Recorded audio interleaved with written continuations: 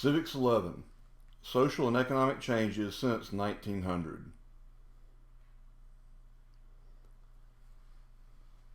Alabama 7th Grade Civics Standard 11 states, compare changes in social and economic conditions in the United States during the 20th and 21st centuries.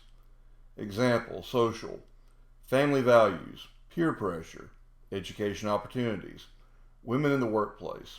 Economic, career opportunities, disposable income, consumption of goods and services. Determining benefits of Alabama's role in world trade, and tracing the political and social impact of the modern civil rights movement from 1954 to the present, including Alabama's role. Social and economic life has changed since the dawn of the 20th century. Specific areas of change include family values, peer pressure, education opportunities, women in the workplace, career opportunities, disposable income, and the increased consumption of goods and services. We will discuss the development of Alabama's role in world trade during this period. We will trace the political and social impact of the modern civil rights movement from 1954 to the present, including Alabama's role in the expansion of civil rights. Family values. The Merriam-Webster Dictionary defines family values as values especially of a traditional or conservative kind, which are held to promote the sound functioning of the family and to strengthen the fabric of society. The perception that rampant alcoholism was destroying family values led to the prohibition of alcohol in the United States from 1920 to 1933. The Constitution was amended to ban alcohol during this period. By 1933, it was clear that wasn't working. Gangsters were making a lot of money selling illegal alcohol. Prohibition had become a greater evil than the drinking it had sought to avoid, and it was repealed.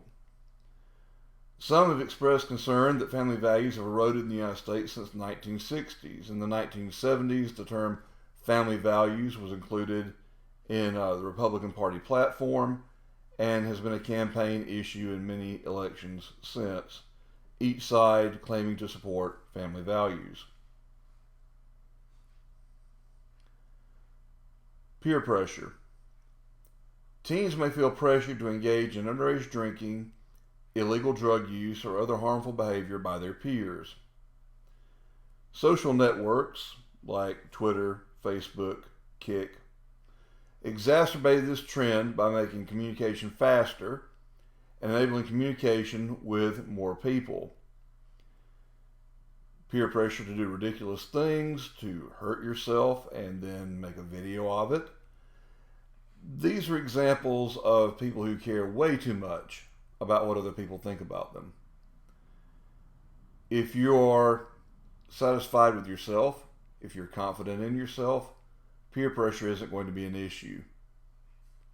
If you're not confident, if you're always worried about what other people think, then peer pressure may be a problem. Don't worry about what other people think. You do what you know to be right. And if you have a group of people around you pressuring you to do things that you feel are wrong, you should reconsider being around those people. Education opportunities. Education is available to a larger number of people today than in previous generations. In 1900, very few people went to college. By the year 2000, going to college was much more common. However, the increasing cost of higher education excludes some and leaves others with student debt. This is why I always tell students grades are money starting in 9th grade. Your high school GPA, grade point average, will determine whether you get scholarships. The top 5% of a graduating class in high school get the best scholarships. Everyone else pays a higher tuition to pay for their scholarships. So if you're in that bottom 95%, you need to understand that you're paying the tuition of students who had a higher GPA than you did in high school. And you're going to go into debt. If you go through college without scholarships, most likely, as your parents are very well off, and you're going to graduate with a debt that you cannot really get rid of except to pay it off on time. And it can be very difficult to pay that off if you owe tens of thousands of dollars. You might be paying off your college debts into your late 40s. So, do well in high school.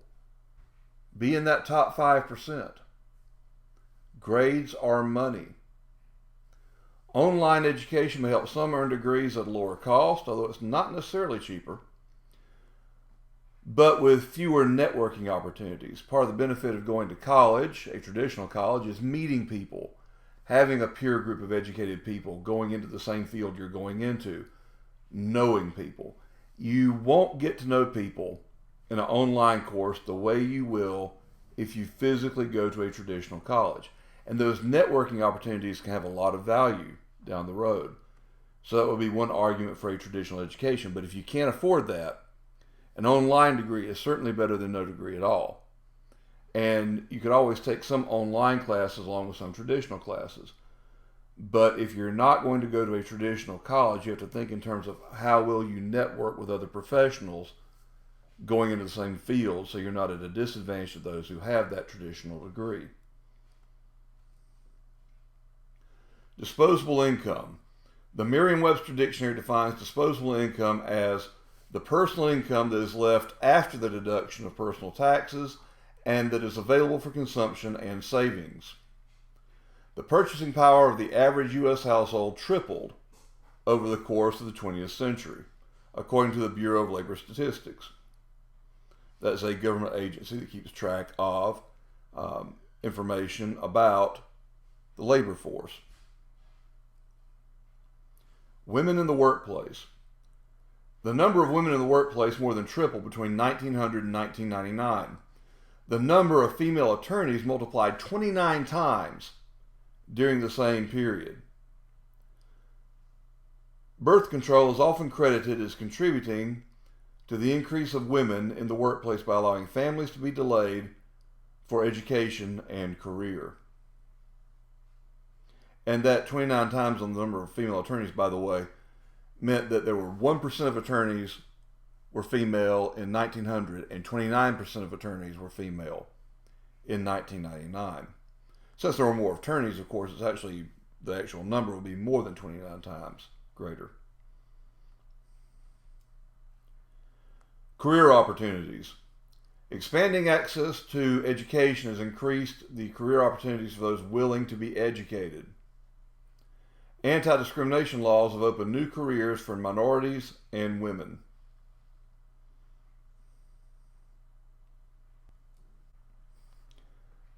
The increase in disposable income led to increased consumption of goods and services.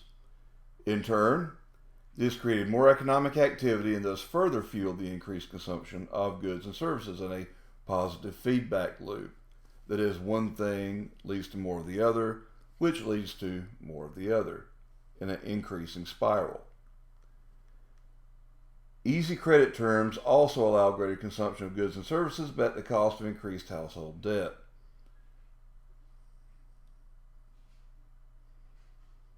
When it's too easy to borrow money and people run up their debts, they can get into financial trouble. It can make the economy run faster for a while, but it can also lead to problems down the road as people default on their debts, and it causes economic problems. Alabama in world trade. Alabama participates in world trade. We're part of the global economy. The diversification of Alabama agriculture from cotton to other crops made Alabama less susceptible to price drops than a single crop. The Port of Mobile is a hub for international trade on the Gulf of Mexico. Ships from around the world, particularly the Latin American countries on the Gulf, bring goods such as coffee beans up to Mobile and New Orleans and some of the Texas and Florida ports. And from there, they're shipped out by rail and by truck to be processed and then brought into stores. Civil rights since 1954.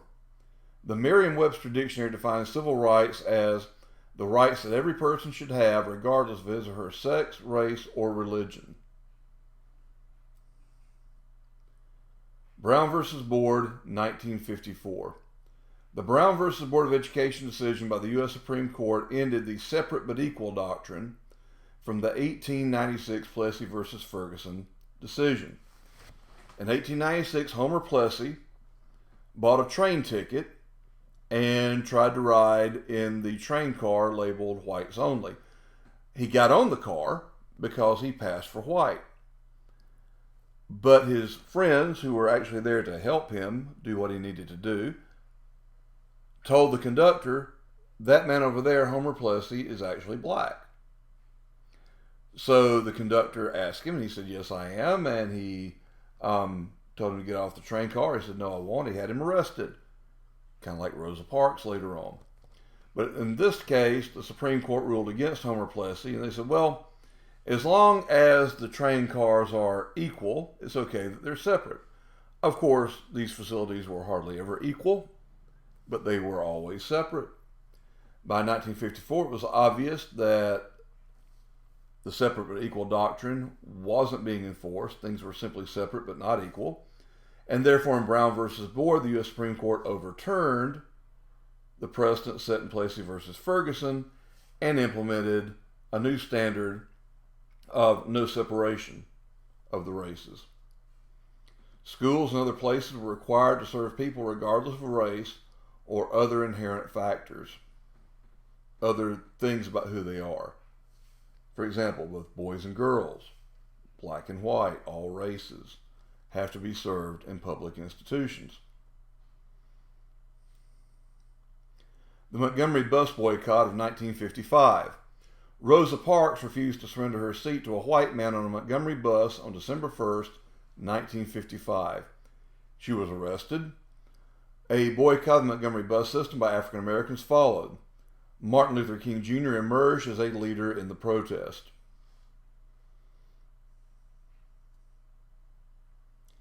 Lunch counter protest. Protesters staged lunch counter sit-ins to protest discrimination in public accommodations. They would order lunch and refuse to leave unless they were served. They would be arrested and jailed for ordering lunch, illustrating the absurdity of the laws promoting discrimination. That's called civil disobedience. The Civil Rights Act of 1964. The Civil Rights Act of 1964 banned discrimination in public accommodations, education, and employment.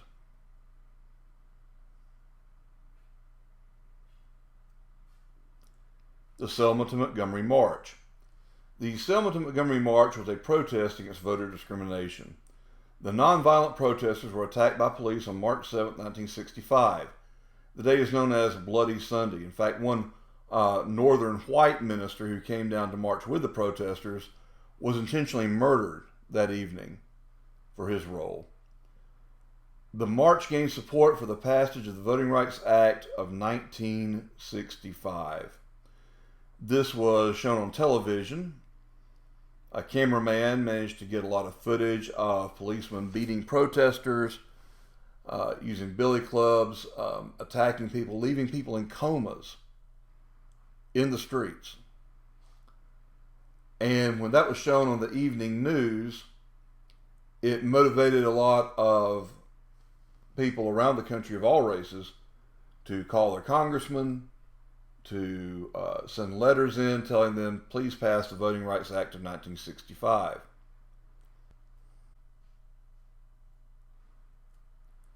The Voting Rights Act of 1965 forbade states from using poll taxes, that is, a tax you have to pay to vote, literacy tests, and other tactics to prevent African Americans from voting.